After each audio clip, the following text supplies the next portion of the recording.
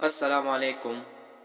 ساتویں آسمان پر حضرت ابراہیم خلیل اللہ علیہ السلام سے ملاقات فرمانے کے بعد دو عالم کے سردار صلی اللہ علیہ وسلم سدرۃ المنتہا کے پاس تشریف لائے۔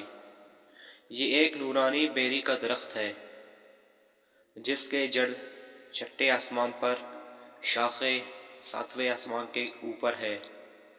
اس کے پل مقام حجر کے مٹکوں کی طرح بڑے بڑے اور پتے ہاتھی کے کانوں کی طرح ہے۔ حضرت جبرائیل علیہ السلام نے عرض کیا، یہ سدرۃ المنتہا ہے۔ پیارے آقا صلی اللہ علیہ وسلم نے یہاں 4 نہریں ملاحظہ فرمائیں جو سدرۃ المنتہا کے جڑ سے نکلتی تھیں۔ ان میں سے 2 ظاہر تھے اور 2 خفیہ۔ آپ صلی اللہ علیہ وسلم نے حضرت جبرائیل علیہ السلام سے دریافت فرمایا، اے جبرائیل، یہ نہریں کیسی ہیں؟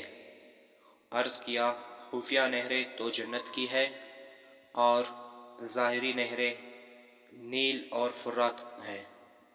امید ہے آپ لوگوں کو یہ ویڈیو پسند ہوگا۔